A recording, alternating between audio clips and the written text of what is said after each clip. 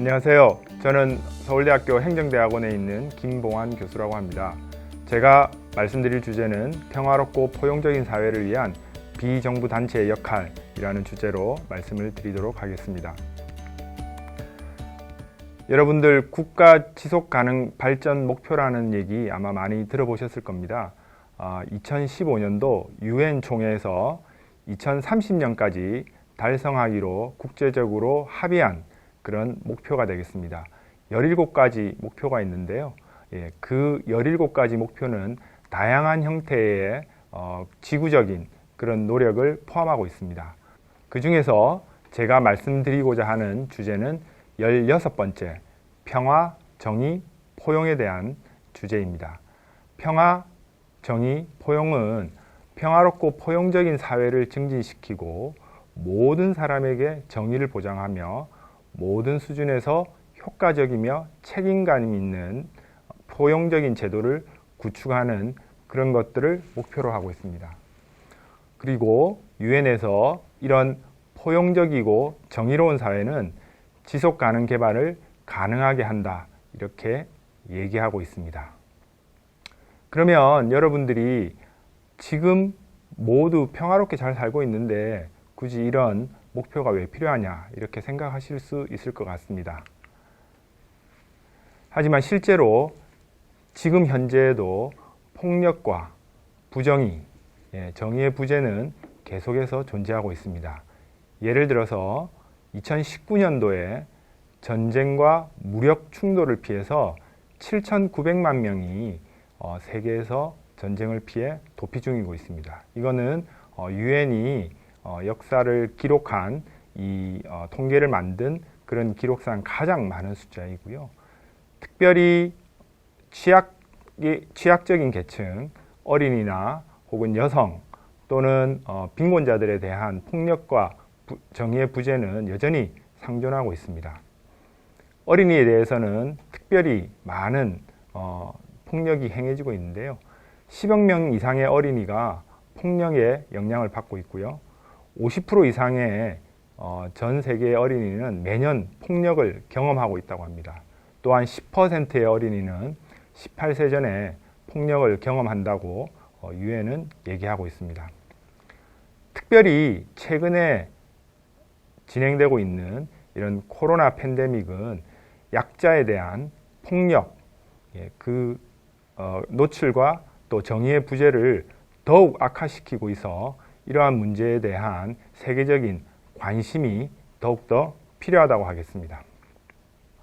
그러면 이렇게 평화롭고 포용적인 사회, 어떠한 사람들도 우리 사회에서 배제되지 않고 또 모두가 평화롭게 사는 사회가 지속적인 지구적인 개발, 국가적인 개발을 가능하게 한다는 것을 여러분들 이해하실 수 있는 건지요. 여러분들 한번 생각을 해보면 세계 많은 나라들에서 생산 혹은 발전의 가능성을 많이 가지고 있지만 여전히 이렇게 평화롭고 포용적인 사회를 이루지 못해서 발전이 이루어지지 못하고 있는 그런 나라들이 많이 있습니다. 가까운 예로 베네수엘라, 남미에 있는 베네수엘라 여러분들 많이 들어보셨을 겁니다. 베네수엘라는 세계에서 가장 석유 매장량을 많이 가지고 있는 나라입니다.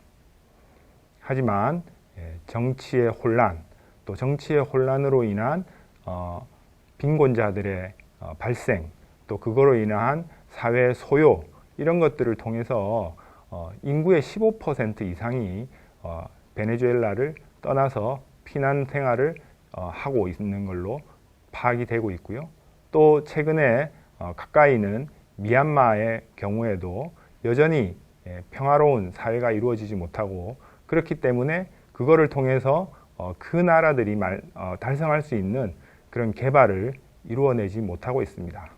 따라서 평화롭고 포용적인 사회가 지속 가능 개발을 가능하게 하고, 우리가 지속 가능 개발을 가능하게 하기 위해서는 평화롭고 포용적인 사회를 만드는 것이 필요하다, 이런 것들을 여러분들이 이해할 수 있을 것입니다. 그러면 평화롭고 포용적인 사회를 과연 어떻게 만들 수 있을까요? 유엔에서 얘기하기로는 효과적이고 책임감 있는 포용적인 제도, 그리고 그걸 가능하게 하는 조직이 필요하다고 얘기를 하고 있습니다. 즉, 좋은 제도, 그게 법률일 수도 있고요.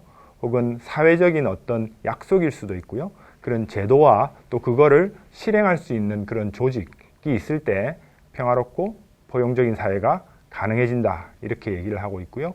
이거를 통해서 모든 사람들이 폭력으로부터 자유를 얻을 수 있고 그 폭력으로부터의 자유가 결국 국가적인 발전, 세계의 발전을 가지고 온다. 이렇게 우리가 이해할 수 있을 것 같습니다.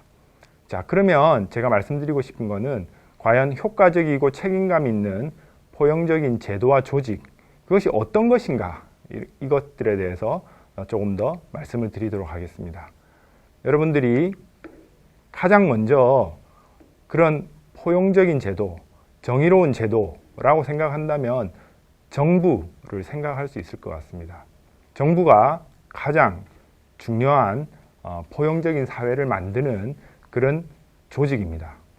효과적인 정부, 또 국민들의 요구에 호응하는 정부, 또 소외된 국민들을 포용할 수 있는 그런 정부, 또 그러한 정부의 노력, 이것이 폭력을 감소시키고 또 정의로운 사회를 만드는데 가장 중요한 조직이 되겠습니다. 하지만 정부도 역시 많은 한계를 가지고 있습니다. 정부는 어쩌면은 국가에 있는 가장 큰 조직이고요. 그 조직에 일하는 많은 사람들이 있기 때문에 관료제라는 형태, 즉 계층적으로 사람들이 구성이 되어 있고 그 계층에 따라서 일을 하게 되는 그런 조직을 가지고 있습니다. 많은 연구들이 그런 관료 조직은 여러 가지 한계를 가지고 있다, 이렇게 얘기를 하고 있습니다. 첫 번째는 규모가 크기 때문에 그 큰 규모에서 나오는 경직성이 있을 수 있습니다. 여러분들 운동을 한다고 할 때도 몸집이 너무 크고 몸무게가 너무 많이 나가게 되면 움직이기가 힘들겠죠. 조직도 마찬가지입니다. 규모가 너무 크게 되면 새로운 어떤 상황에 적응이라든지 또는 어떤 상황의 변화, 이런 것들에 대해서 적응하는데 힘들고 변화에 더딜 수 있습니다. 그런 것들 때문에 어떤 부분에 있어서 부정의가 발생하더라도, 폭력이 발생하더라도 그것들에 쉽게 반응하기가 힘듭니다. 또한 여러 학자들이 대리인 문제라는 것들을 지적하고 있는데요. 대리인 문제라는 것은 쉽게 얘기하면 여러분들 편의점을 생각하시면 될 것 같습니다. 내가 편의점의 주인인데 매일 편의점에 제가 일을 할 수가 없습니다.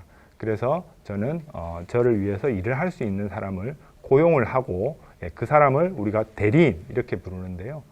그런데 그 대리인은 주인만큼 그 편의점을 열심히 운영할 인센티브가 많지 않습니다. 왜냐하면 대리인은 월급을 받기 때문에 그 편의점에서 물건이 많이 팔리든 적게 팔리든 상관없이 월급을 고정적으로 받을 수밖에 없습니다.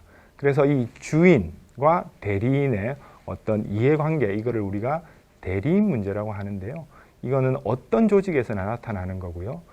정부 같은 경우에는 조직이 너무 크다 보니까 그 문제가 더욱 심각해져서 여러분들 복지부동이라든지 공무원들의 어떤 자기이익 추구, 이런 것들을 들어보았을 겁니다. 그래서 그런 문제들 때문에 정부가 실질적으로 효과적으로 어떤 일을 해나가는데 한계가 있을 수 있습니다. 또한 예산과 법률의 제약이 있을 수도 있습니다. 정부는 국회에서 승인된 예산에 따라서 업무를 하도록 되어 있습니다. 하지만 이런 예산이라는 것은 공식적인 절차를 통해서 긴 시간을 통해서 결정되는 거기 때문에 어떤 급박한 상황이 발생했을 때 쉽게 그 업무를 바꾸기가 힘듭니다. 법률도 마찬가지고요. 또한 정부는 필연적으로 정치적으로 의사결정을 할 수밖에 없습니다. 그래서 여러 가지 그 약자들에 대한 그런 의사결정이 정치적으로 결정되는 경우도 볼 수 있습니다. 예를 들어서 성소수자라든지 혹은 어떤 종교적인 어떤 이유로 이 부분들에 대한 국가의 지원이 정치적인 이유 때문에 득표를 하기 위한 정치인들의 어떤 역량으로 인해서 그러한 지원 활동이 제대로 이루어지지 못하는 경우도 있고요. 마지막으로 정부는 국민으로부터 어쩌면은 많이 떨어져 있는 그런 한계를 가지고 있습니다. 특히 우리 근처에 있는 이런 시청, 구청 아니면 우리가 지역에 있는 그런 공무원들보다도 중앙정부에 있는 공무원들은 훨씬 여러분들보다는 많이 떨어져 있기 때문에 실제 여러분들이 무엇을 원하는지에 대해서 제한된 정보를 가질 가능성이 많기 때문에 정부가 어떤 이런 폭력의 감소와 정의의 회복을 위해서 하는 데에는 한계가 있습니다. 그래서 정부의 노력이 굉장히 중요하지만 현실에서는 정부의 노력만 가지고는 힘들다 이렇게 얘기를 할 수 있을 것 같습니다. 그러면 어떻게 해야 되느냐? 사회의 역할이 중요하다. 정부도 중요하지만 사회의 역할도 중요하다. 이거를 말씀드리고 싶습니다. 그래서 개인, 우리와 같은 개인, 또 정부에 속하지 않은 이런 비정부 조직의 중요성도 정의를 구현하는 그런 사회, 폭력을 없애는 사회를 위해서 필요하다. 그래서 정부와 사회가 공동으로 작업할 필요가 있다. 이런 말씀을 드리겠습니다. 이번 시간에는 왜 폭력의 감소, 또 정의의 구현이 지속 가능 개발을 가능하게 하는지, 또 그거를 하기 위해서는 어떠한 조직이 활동을 해야 되고, 또 그 정부를 보완하기 위해서 사회 역할이 필요하다. 이런 말씀을 드렸습니다. 네, 이상으로 마치겠습니다.